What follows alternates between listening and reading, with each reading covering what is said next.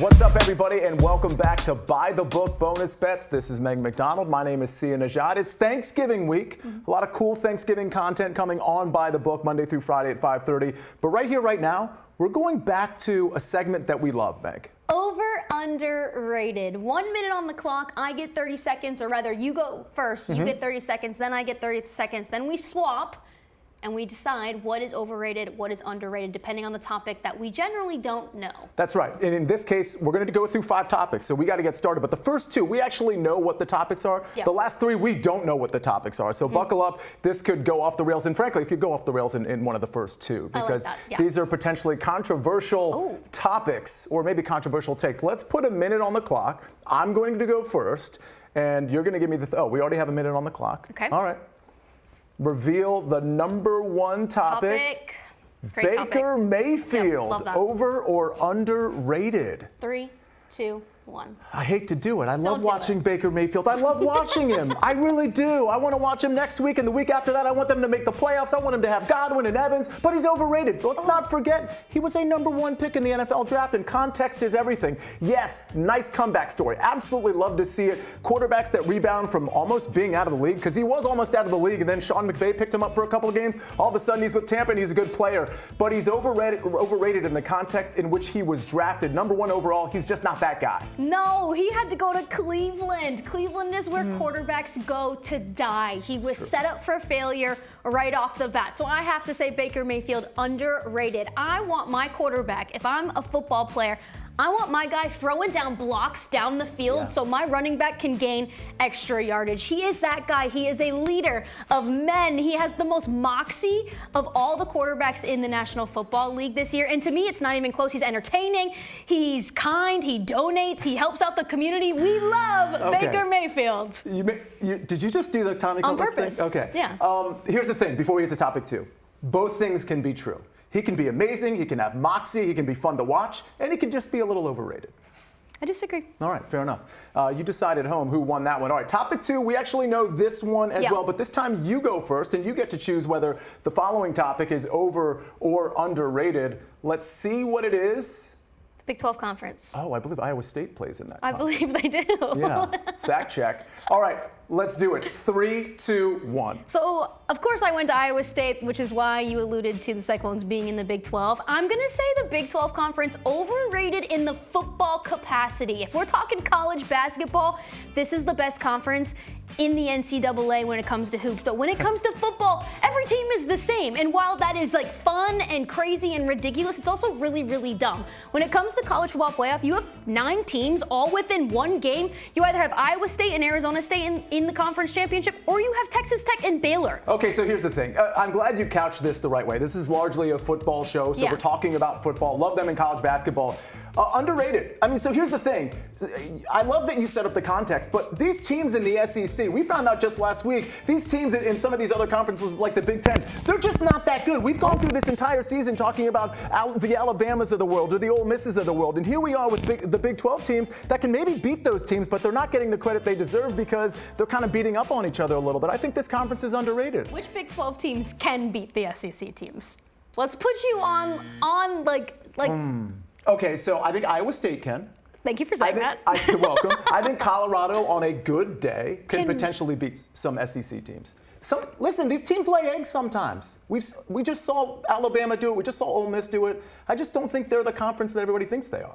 The SEC has way better marketing than the Big 12 does. That's correct. Period. Let's go to topic 3. All right, I get to go first here. We don't know these topics, so control room crew, they're the best. Cranberry sauce. I knew this was going to be one. Somebody might have watched my show earlier this morning. Okay. 3, 2, 1. This is the most overrated thing. I agree. Not just in like the Thanksgiving context, in any context. I don't understand why we're putting fruit on things. Pineapple on pizza. Like, no, fruit has its own. Fruit tastes great. Cranberries. I mean, I guess if you're into that, cherries, like whatever fruit you want to ingest. Nectarines, apples, oranges, you name it. Just don't combine them with my Thanksgiving dinner.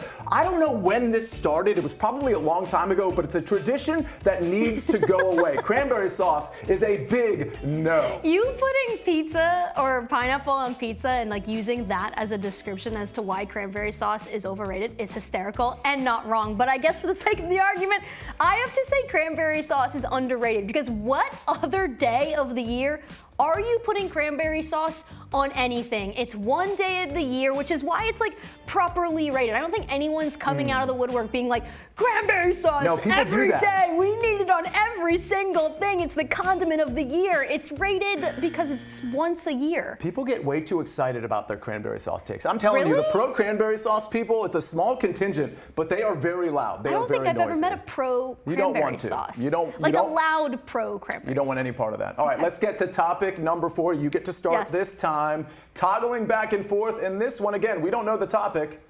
Parades. Topic number 4 is parades. Meg, 1 or 3, 2, 1. I hate parades, so I'm gonna say overrated, and I'm gonna sound like an old curmudgeon because it's too many people in one space. What are we looking at? Balloons? Like, if you're, it's something I don't understand. Like, if there's gonna be a crowd of people, I'd rather see music. I'd rather go to a concert. I'd rather like be entertained in that way. But going to a parade, I just don't understand why. Like the floats, like they're decorated fine. I'm generally not impressed. Okay, so here's the thing. You know, all I heard there was I. How dare you ignore the kids, the children, Meg? Do children like parades? I believe they do. They love the big thing. Like, children love big things. Big things floating in the air, people waving signs. Kids get to march in bands and things of that nature during the parade in between floats. This is something for families, for kids, for like the community at large. It brings people together. Very underrated. Well, my family will be sitting on the couch watching football, not at a parade. Mine too. Yeah. Okay, let's get to the next topic. This is the last one, folks. Again, we don't know the topic. Over or underrated? Meg, you get it. 3, 2, 1. So underrated. I love a leftover. And I know this is like Thanksgiving themed, which is great because those leftovers really last, because it's generally like pretty bland food when we talk about Thanksgiving food. It's not even the best meal, but it's comfort food, right? So I love leftovers, but I love leftovers from restaurants. If I go out to eat, I am that person. Can I get a box? You're not gonna take that home? I'll take it home for you. And maybe that makes me cheap, and I don't really care. I'm not entirely sure what that reflects onto me, but I love leftovers. Underrated. Overrated. Let's put this in the context of Thanksgiving, okay? A lot of times we have like too much food, it's too much turkey and all those things. I've seen in my experience that stuff stays in the fridge and it stays in the fridge and it gets old and dry. A lot of stuff just becomes wasteful. We end up wasting food. I think some of those stuffing and mashed potatoes get eaten. There's a lot of stuff that doesn't. A lot of the sides, they don't get consumed. I think you gotta just be, you have to have the proper amount of food for Thanksgiving dinner, and then you call it. It's one day, like you said, with the cranberry sauce. Call it after Thanksgiving, new foods, different foods. Yeah, but I think leftovers are meant to prevent the waste. Yeah, no, that's true. The wastefulness of the food. I just don't think that's what actually transpires. I eat the leftovers. Fair enough. Yeah. All right. Well, that was a look I don't know back. who's in your house not eating leftovers. Fair enough. That's over underrated. We did this a lot last summer. We'll be bringing it back perhaps on By the Book and on Monumental Plus. Thanks for joining us on this Thanksgiving edition of Over Underrated. Meg, I think you won, but we'll let everybody at home decide. Join us Monday through Friday at 5:30 on By the Book, folks. See you soon. Happy Thanksgiving.